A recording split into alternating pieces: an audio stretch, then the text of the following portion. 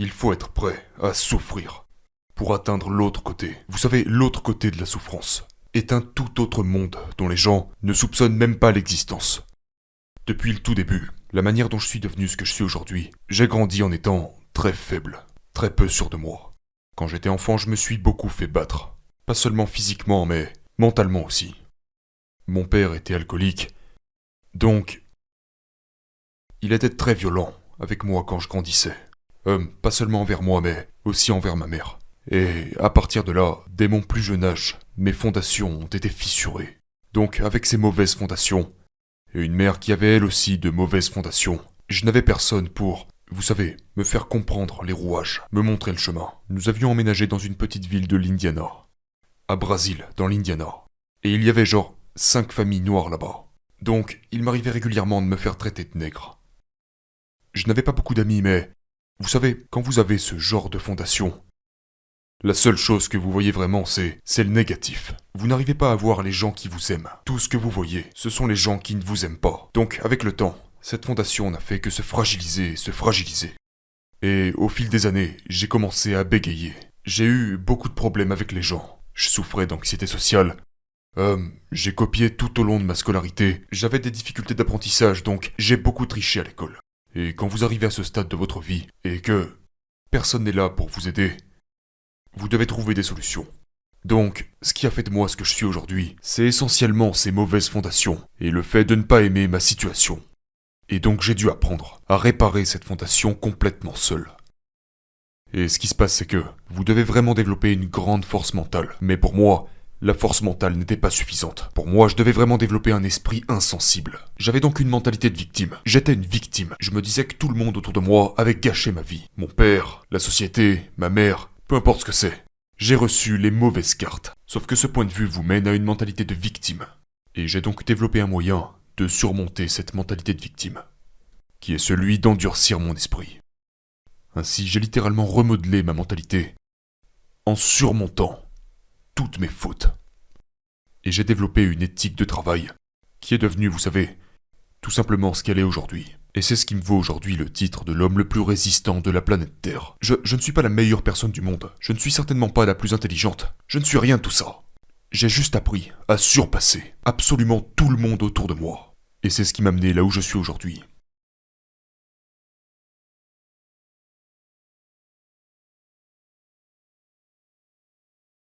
Je ne mène pas une vie très glamour. Je vis de manière très inconfortable pour la plupart des gens. Ce n'est pas que je suis pauvre. Ce n'est pas que je n'ai pas les moyens de faire autrement. C'est comme un boxeur. Un boxeur peut avoir une maison à 4 millions de dollars. Mais avant un grand combat, il va partir dans les montagnes pendant 2 mois pour s'entraîner dans un monde totalement isolé et dépourvu de confort. Il va vivre dans une grange, dormir à même le sol. Ce que fait ce boxeur, c'est qu'il essaye de modeler sa mentalité. Il ramène sa mentalité à un état très sauvage, de sorte que lorsqu'il monte sur le ring, sa mentalité le rend prêt à donner tout ce qu'il faudra donner pour gagner ce match de boxe. Donc ce que j'ai réalisé, en grandissant à partir de ces mauvaises fondations, c'est que j'avais un esprit très, très faible. Et aujourd'hui, je vis de cette manière, comme ce boxeur qui s'entraîne pour ce grand combat. Vous voyez, mais je vis comme ça tout le temps. Donc ce que je fais, c'est que j'aiguise mon épée. Et la manière dont j'affûte cette épée est que je pars du principe que la ligne d'arrivée n'est jamais atteinte. Je ne l'atteindrai jamais. Et chaque fois que je me rapproche du sommet d'une montagne, ce que je fais, c'est que je me pousse à en retomber, volontairement. Parce que je crois que la véritable croissance se fait à partir de zéro. C'est en partant de zéro que l'on grandit réellement. Vous devez faire face à de la friction dans votre vie pour que vous puissiez aller de l'avant.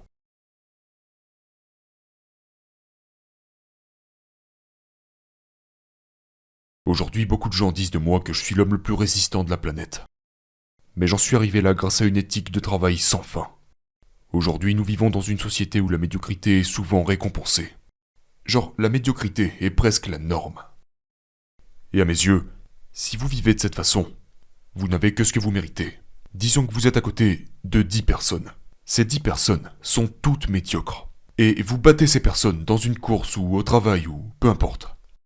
La vérité, c'est que vous restez médiocre. Ce que nous faisons dans la vie, c'est que nous fixons nos normes par rapport aux autres. Ce que nous faisons dans la vie, c'est que nous regardons ce que quelqu'un d'autre a fait avant nous. Et ensuite, ça devient notre norme. Je ne regarde pas la norme de qui que ce soit. Je fixe mes propres standards. Et si je suis devenu, comme les gens le disent, l'homme le plus résistant de la planète, c'est littéralement parce que j'ai établi mes propres normes. J'ai commencé à réinventer la roue pour ma propre vie. Je n'ai pas suivi la foule, peu importe ce qu'elle pouvait faire. Je n'ai suivi personne. J'ai fait ce que je devais faire pour arriver là où je voulais aller. Et c'est seulement là que se trouve la véritable croissance. C'est seulement comme ça que vous vous trouverez vous-même. Je n'essaie pas de ressembler à Michael Jordan, à Tiger Woods ou qui que ce soit. J'essaie d'être David Goggins. Et c'est seulement comme ça que vous découvrirez de quoi vous êtes fait, en essayant de vous conquérir vous-même. Head down. You order this class right now. 4, 5, 6, 7, 5.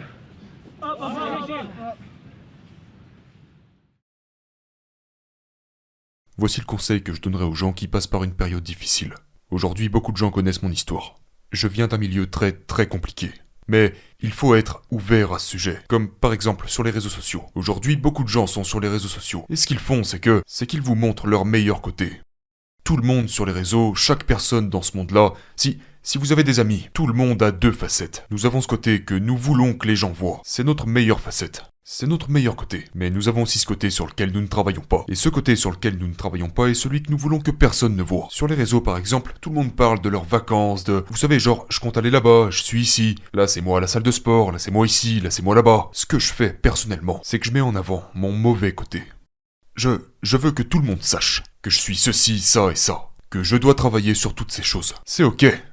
Donc la première chose à faire est d'accepter le fait que tout le monde vous juge, que vous vous jugez vous-même. Et que c'est ok d'être une merde. C'est ok de ne pas être exactement comme les autres. C'est ok de ne pas suivre la foule. Donc c'est l'une des choses que je dirais aux gens. Ne vous préoccupez pas de ce que font les autres. Préoccupez-vous de ce que vous faites. Concentrez-vous sur ce que vous faites, parce que tous les autres, tous ces gens qui vous jugent, eux aussi ils ont des problèmes. Et c'est à ce moment-là que j'ai pris conscience de moi-même. J'ai cessé de me comparer aux autres et j'ai commencé à me comparer à moi. Je suis mon propre héros. Je suis mon propre héros. Je crois que beaucoup plus de gens peuvent s'identifier à la difficulté qu'au succès. Les gens s'identifient beaucoup plus aux difficultés.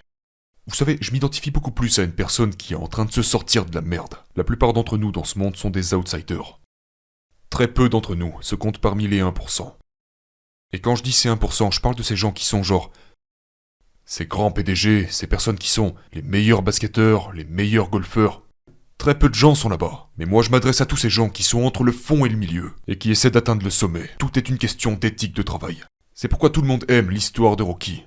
Mais le truc à propos de ça, c'est que pour incarner une histoire à la Rocky, il ne faut pas oublier de bouger son putain de cul. Et très peu de gens sont prêts à faire cette partie du chemin. C'est la partie difficile, quand il s'agit de défier le destin, de se surpasser soi-même. Voilà ce qui est Rocky, pour se créer une histoire à la Rocky.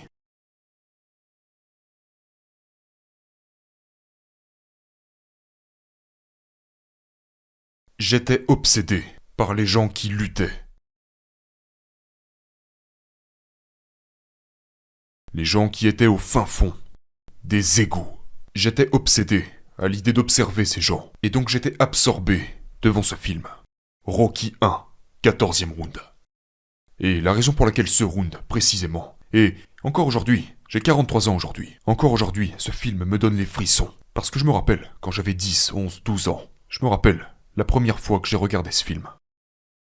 Que je suis tombé sur ce 14e round. Dans Rocky 1. Je n'oublierai jamais ce gars, Rocky, qui est en train de se faire botter le cul. Et Apollo Creed, qui n'arrête pas de le mettre knockdown, qu'il terrassait. Et tout ce que recherchait Rocky, c'était de tenir la distance. Et pour beaucoup de gens, cela n'a aucun sens. Mais pour un enfant qui cherche de la force, tu cherches à savoir est-ce que c'est possible. Vais-je pouvoir accomplir l'impossible? Et quand je regardais ce film, c'est ce que je voyais. Je voyais ce boxeur inconnu, qui s'apprêtait à combattre contre le meilleur boxeur du monde, Apollo Creed. Et je voyais ce gars sur le ring, Rocky, à tomber, se relever, encore et au 14e round. Apollo est juste en train de tuer ce gars. Mais Apollo commence aussi à fatiguer. Il est extrêmement fatigué. Et Apollo le met à terre. Au 14e round, pour genre la 30e fois. Et même l'entraîneur de Rocky, Mickey, lui demande de rester à terre. À ce moment, Apollo lui tourne le dos. Il lui tourne le dos, en pensant « ça y est, j'ai battu ce mec ». Il pense qu'il a enfin fini par le battre, ce mec qui n'arrêtait pas de revenir à la charge, qui se relevait encore et encore. Apollo Creed se tourne vers la foule, les bras en l'air. Il a tourné le dos à Rocky, en supposant simplement qu'il n'allait pas se relever, à penser « ça y est, je l'ai eu ». Sauf que ce gars, ça grippe aux cordes, pour tenter de se relever. À ce moment, il est totalement détruit. Il n'a plus rien à donner, mais il a trouvé quelque chose. Et c'est ça le truc à propos de tout ça. Il a trouvé quelque chose. Et j'ai vu ce gars se relever. Une fois debout, Apollo Creed se retourne et voit ça. Et le regard d'Apollo Creed. La plupart des gens ne font même pas attention à ce détail. L'expression que j'ai vue sur le visage d'Apollo Creed était une expression d'effroi total. En mode mais bordel. Qui est ce mec? Qui suis-je en train de combattre? À ce moment, c'est comme si l'âme d'Apollo Creed venait de quitter son corps. La raison pour laquelle cette scène résonne tellement en moi, c'est que pendant toute ma vie, j'ai vécu dans un tel merdier. J'avais l'impression d'être dans un trou, de n'avoir nulle part où aller, d'avoir tant de problèmes et tant de choses à surmonter, par moi-même. Je voulais que tous les obstacles et que toutes les personnes qui doutaient de moi ressemblent à Apollo Creed. Je voulais que les gens, quels qu'ils soient, les gens, les obstacles, peu importe, me regardent en se disant « Mon Dieu, ce mec n'arrêtera jamais de revenir à la charge. » Je voulais avoir la même chose que Rocky, cette capacité à constamment retourner à l'attaque. Je me fiche de gagner, je me fiche d'être le meilleur. Il ne s'agit pas d'être l'homme le plus résistant du monde. Ce qui m'importe, c'est d'y retourner continuellement. Donc pendant des années et des années et des années, à visualiser cette scène de ce gars qui se relève. Pour certaines personnes, ce n'est qu'un film. Mais pour moi, c'est juste devenu ce que ma réalité devait devenir. Je devais devenir ce gars qui peut courir sur des jambes fracturées pendant la semaine de l'enfer. Celui qui peut endurer le plus de douleur et de souffrance pour arriver là où je veux aller. Je vais devoir être ce gars. Et beaucoup de gens ne comprendront jamais. Parce que beaucoup de gens pensent ne pas avoir ce genre d'état d'esprit. Mais la vérité, c'est que nous l'avons tous. Je suis parti de rien. Et le fait est que nous avons tous la capacité de partir de rien pour arriver à quelque chose. Le pot à cookies est quelque chose que j'ai développé il y a des années. Donc, ce qui peut m'arriver, et ce qui arrive à beaucoup d'entre nous, c'est que nous nous retrouvons à, tout au long de ma vie, j'ai été confronté à des combats. Je me suis envoyé moi-même dans des situations difficiles. J'ai délibérément placé des obstacles devant moi pour voir comment je réagirais devant. Genre, par exemple, j'ai déjà couru 329 km en une seule fois, non-stop. Savez-vous ce qui vous passe par la tête lorsque votre objectif est de courir plus de 320 km et que vous n'êtes qu'au 160e? Vous êtes au 160e kilomètre. Ça fait plus de 24 heures que vous êtes en train de courir. Et votre corps est brisé. Vous êtes anéanti. Vous n'avez plus rien dans le réservoir. Sauf qu'il vous reste encore plus de 160 km à parcourir. Comment allez-vous continuer? J'ai donc mis au point cette chose que j'appelle le pot à cookies. Le pot à cookies est un rappel. C'est tout ce que c'est. C'est un rappel. Parce que même la personne la plus dure de la planète oublie à quel point elle est dure quand les temps deviennent difficiles. Quand les temps sont difficiles, l'esprit s'emballe, votre esprit pète les plombs. Il panique, il va quelque part ailleurs. On oublie. Mais donc ce pot à cookies, il faut prendre une seconde. Prenez une seconde. Et ce pot à cookies contient toutes ces choses que vous avez surmontées. Toutes ces choses qui vous ont fait souffrir, toutes les choses qui se sont mises en travers de votre chemin et que vous avez traversé. Donc vous vous rendez dans votre pot à cookies mental quand vous traversez une mauvaise passe, que vous avez envie d'abandonner et de vous retirer. Et là vous commencez à penser, ok David, qu'est-ce que t'as fait? Tu as terminé 2 semaines de l'enfer. T'es allé à la Ranger School. T'as fait ceci, t'as fait cela.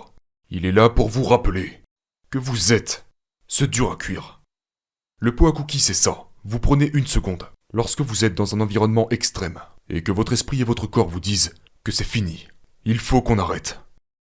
Mais à ce moment-là, vous devez vous dire, attends une seconde, j'ai déjà surmonté tellement plus que ça, et j'ai la force de persévérer, d'aller de l'avant, de ne pas être médiocre, de ne pas me contenter seulement de ce que j'ai déjà fait, et de mettre au défi les probabilités. La mentalité What If est une mentalité qui est là pour vous permettre de réaliser l'impossible.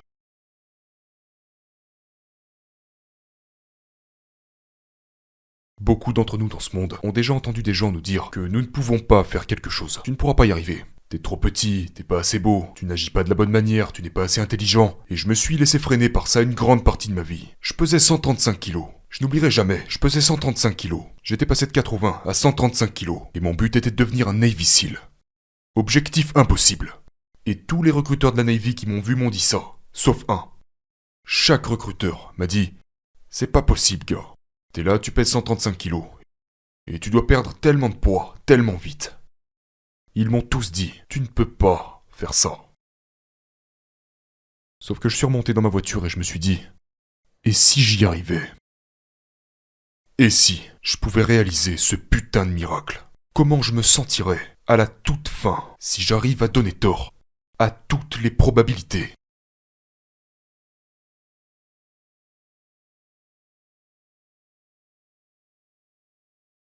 Ce gars me disait que j'étais le 36e Navy SEAL afro-américain dans toute l'histoire de la Navy, depuis plus de 70 ans. Ce gars me disait qu'il n'y avait eu que 35 afro-américains à avoir jamais été des Navy SEAL. En gros, ce qu'il me disait, c'est que je n'avais pas ce qu'il fallait.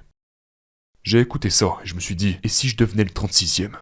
À la place de prendre ce qu'il me disait, de prendre toute cette négativité dont il faisait preuve à mon égard. Parce que lui, il n'arrive pas à s'imaginer réussir ce que je suis sur le point de faire. Donc la plupart des gens qui ne s'imaginent pas pouvoir réussir ce que vous êtes sur le point de faire, ils réfléchissent. C'est comme un miroir, ils vous le renvoient à la gueule. S'ils n'arrivent pas à se voir eux-mêmes faire ce que vous êtes sur le point de faire, alors pour eux, vous non plus, vous ne pourrez pas le faire. Donc je pense miroir, et je m'en débarrasse. Et je me dis, et si j'étais la 36e personne à le faire ? Donc je me sers de toute leur négativité, comme d'une source de positivité et de carburant pour me rendre là où je dois aller.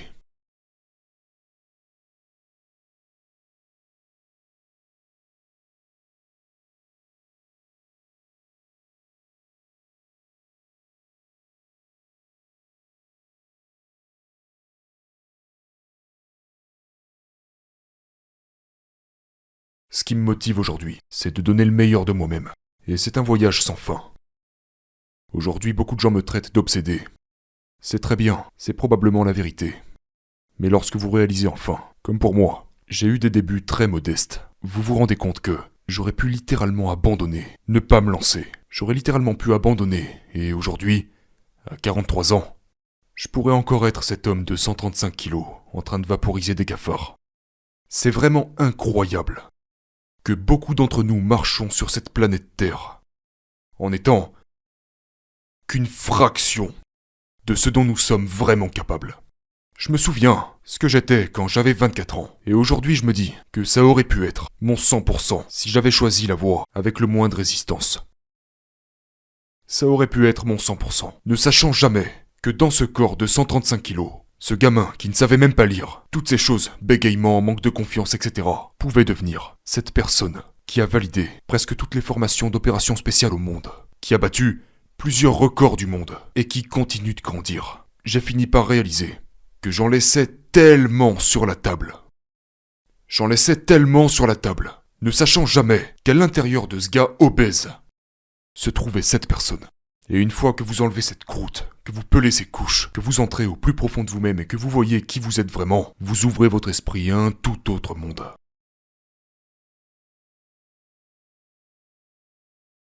Les gens pensent que je suis fou, parce que j'ai trouvé une toute autre manière de vivre. Je pense qu'ils sont fous, parce qu'ils n'ont jamais essayé d'aller de l'autre côté de ce qui se trouve devant eux. Donc ce qui me pousse tous les jours, c'est d'en trouver plus à propos de qui je suis. Donc ce que je suggérerais à une personne qui souhaiterait briser cette habitude de constamment se trouver des excuses est de faire chaque jour quelque chose qui craint. Il y a un dicton en fait. Et ce dicton dit de tout miser sur ses points forts. Tout miser sur vos points forts vous apporte une chose. Ça vous apporte beaucoup de confort. Cela vous rend très fort à ce dans quoi vous êtes déjà fort. Et c'est la raison pour laquelle les gens se trouvent des excuses. C'est parce que c'est le monde dans lequel ils vivent. Ils vivent dans ce monde où, s'ils sont bons en course à pied, tout ce qu'ils font c'est courir. S'ils sont bons à lire des livres, tout ce qu'ils font c'est lire des livres. Donc si ce monde des excuses apparaît, c'est parce que l'univers, la vie, n'en a vraiment rien à foutre de ce à quoi vous êtes bon. Elle va poser des épreuves en face de toi. Donc lorsqu'une épreuve apparaît, et que tu n'es pas prêt pour ça, la première chose que cette mentalité de tout miser sur ses points forts fait pour vous, c'est que elle vous pousse à dire que vous n'êtes pas bon pour ça, et donc que vous n'allez pas le faire. versus dire « je ne suis pas bon à ça ». Donc je vais exceller à ça. Je vais faire ce qu'il faut pour comprendre. Je vais faire le travail. Et c'est comme ça que vous commencez à renforcer votre esprit. Les excuses que nous nous donnons naissent parce que nous pensons que nous ne sommes pas bons à ça. Et cela nous donne ce sentiment d'insécurité et nous encourage à jeter l'éponge. C'est pourquoi je dis à tout le monde qu'on ne peut rien arranger dans la vie tant qu'on ne sait pas arranger soi-même. Beaucoup de gens ici donnent de très bons... Combien de personnes connaissez-vous dans votre vie qui vous ont déjà donné de bons conseils ? Ils sont là, ils vous donnent les meilleurs conseils de la planète Terre, mais leur vie est complètement minable. Personne n'ose regarder à l'intérieur de soi, parce qu'ils savent que ce qui s'y trouve, c'est écœurant. C'est écœurant, c'est plein de mensonges, c'est plein de secrets, c'est bourré d'insécurité. Mais une fois que vous avez plongé là-dedans, vous n'avez plus d'excuses. Parce que vous commencez à déchirer ces couches d'insécurité. Vous savez, et ce qui se trouve de l'autre côté de toutes ces couches est exactement qui vous êtes vraiment. Donc faites chaque jour quelque chose qui craint. Sortez chaque jour de votre zone de confort. Travaillez sur vos faiblesses, pas vos forces. C'est comme ça que vous grandirez. C'est comme ça que vous arrêterez de vous trouver des excuses. Dans la vie, beaucoup de gens sont des théoriciens. Les théoriciens sont des gens qui...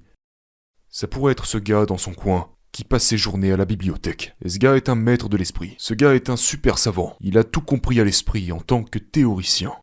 Il s'est procuré tous ses livres et a lu sur la façon dont le cerveau est censé fonctionner. Ça, c'est un théoricien. Il a toutes les théories sur la façon dont les choses doivent être faites. Mais vous voulez être un praticien. Beaucoup de gens qui étudient les théories mettent ces barres invisibles et ces barrières dans leur esprit, sur ce que nous pouvons et ne pouvons pas accomplir en tant qu'être humain. Ce sont des théoriciens. Maintenant, un praticien écoutera un homme comme un théoricien et lui donnera tort. Ne soyez jamais un théoricien. Soyez un praticien. Soyez ce gars qui va sur le terrain et qui fait le travail. Envoyez-vous dans ces situations. Lorsque je suis passé par la semaine de l'enfer, j'ai pu voir ce dont mon esprit était vraiment capable.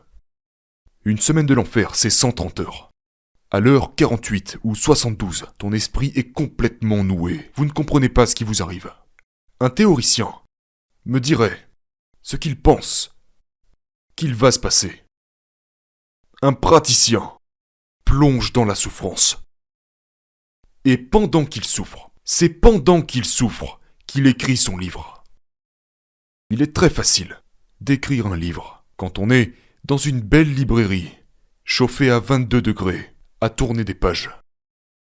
Le praticien écrit son livre lorsqu'il est en enfer, pendant qu'il est en train de souffrir, quand il est immergé dans cette eau à 10 degrés, que tout le monde abandonne, sauf que lui il reste là-dedans. C'est comme ça que vous commencerez vraiment à comprendre ce dont l'esprit et le corps sont vraiment capables.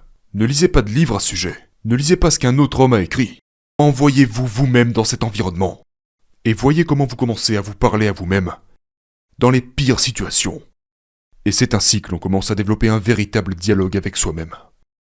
Que l'on commence à développer de vrais outils pour traverser ces moments difficiles. Vous devez être prêt à souffrir pour arriver de l'autre côté. Et de l'autre côté de la souffrance se trouve un monde dont la plupart des gens ne soupçonnent même pas l'existence.